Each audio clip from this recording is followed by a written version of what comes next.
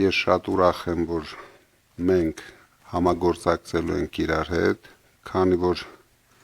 միայն միասնական ուժերով մենք կարող ենք այս չարիքը հանել մեր երկրի վրայից։ Մենք բոլորս վերջի օրերին տեսնում ենք ինչ է կատարվում, ավերում են մեր եկեղեցիները, դրա տեղը հայտարարում են, որ Հայաստանում կառուցելու են հարյուրավոր մզկիթներ, դրա համար բոլոր հայրենասեր ուժերը պետք է համախմբվեն, սա արդեն իշխանության կռիվ չէ, սա իրոք հայապահպանության կռիվ է։ Ձևական խաղաղության անվան տակ ամեն ինչ անում են, որ ապահովեն Ադրբեջանի ներկայությունը մեր երկրում։ Իսկ մենք արդեն ունենք այդպիսի խաղաղության փորձեր, մենք ունենք Արևմտյան Հայաստան,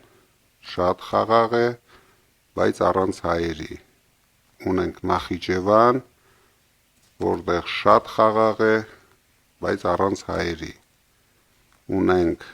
Արցախ, որտեղ հիմա շատ խաղաղ է, բայց առանց հայերի։ Մենք պետք է պայքարենք, որ հանկարծ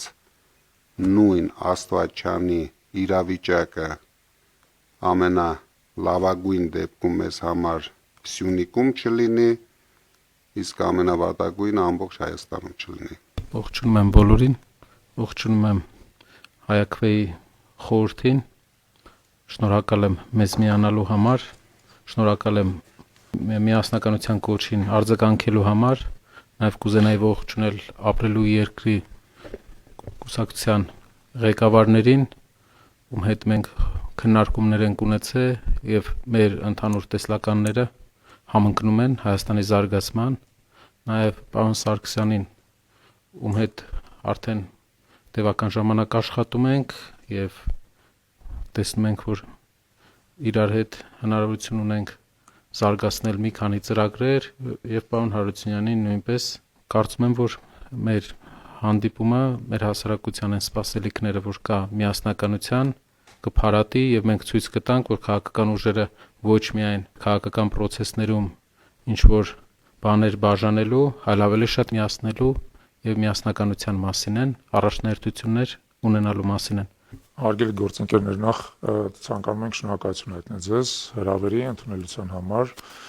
եւ համագործակցության հնարավորության։ Պարոն Կարապետյան, դուք նշեցիք, որ իսկապես առաջիկա ընտրությունները դա դասական ընտրություններ չեն քաղաքական իմաստով, այլ հանրաքվե են Հայաստանի ապագայի վերաբերյալ։ Եվ այդ հանրաքվեն ունի հստակ այո եւ ոչ։ Մենք հանրաքվեի այոյի կողմ ենք, ենթադրաբար բոլորս միասին, դա Հայաստանը ազգային պետության, հարատև ազգային պետության ուղով տանելու ուղին է։ Ոչը դա գործող իշխանության ուղեգիծն է Հայաստանը թուրք-ադրբեջանական պարտադրանքին ենթարկելու եւ այդ պարտադրանքի համատեքստում ցանկացած հնարավոր զիջումներ իրականացնելու եւ ի վերջո հայկական պետականությունը կազմալուծելու եւ կազմաքանդելու ուղեգիծն է։ Մենք դրանում համոզվել ենք եւ անկեղծ ասած դրանում համոզվելու համար հատուկ նոր ապացույցներ պետք չեն։ Ամեն շաբաթ նոր ապացույց է բերում։ Քանդված եկեղեցու, փոխված անձնագրերի, ադրբեջանցիների սանձարձակության, մեր ազգային ինքնությունից հրաժարվելու, եկեղեցու դեմ այս իշխանության եւ ադրբեջանական իշխանության միասնական արշավի եւ բազմաթիվ այլ տեսքերով։ Մեզ հավելյալ ապացույցներ պետք չեն եւ մեր այդ իմաստով որոշումը շատ հստակ է, որ պետք է ազգային ուժերի դաշտում տեղի ունենա կոնսոլիդացիա եւ այդ կոնսոլիդացիան պետք է ապահովի գործող իշխանության խաղաղ սահմանադրական ճանապարհով իշխանազրկումը։ Մենք չպետք է թույլ տանք, որպեսզի այս իշխանությունը վերարտադրվի, որովհետեւ ինչպես արդեն մենք ասացինք, դա բերելու է հայկական պետականության կազմալուծմանը։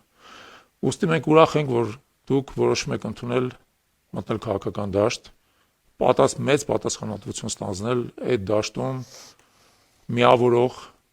բևեռի, այդպիսի միավորող կենտրոնի դեր եք ստանձնել եւ պատրաստ ենք մեր ուժերը եւս ներդնել այդ մեր նպատակի մեջ։ Այսօր մենք պատրաստվում ենք հուշագիր ստորագրել եւ այդ հուշագրի նպատակները շատ հստակ են։ Մենք պատրաստ ենք մեր կարողությունները իսպաս դնել ընդհանուր նպատակին, դա կլինեն քարոզչական կարողություններ, դա կլինեն ընտրությունների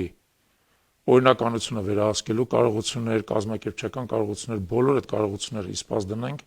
որովհետեւ թույլ չտանք գործող թրքամետ վարչախմբի վերարտադրությունը։ Եվ համոզված եմ, որ դուք էլ կիսում եք այդ նպատակը եւ միասին համատեղ աշխատելով, մեր ուժերը համադրելով, մեր ջանքերը համադրելով մենք կարողանանք այդ նպատակը իրականություն դարձնենք։ Նորից ձեզ շնորհակալություն ենք հայտնում այս հնարավորության համար։ Ողջունում եմ ձեզ, պարոն Կարապետյան եւ հարգելի գործընկերներ, ովքեր որ այստեղ են եւ այս կարեւոր հարցի շուրջ համախմբման քայլեր են իրականացնում։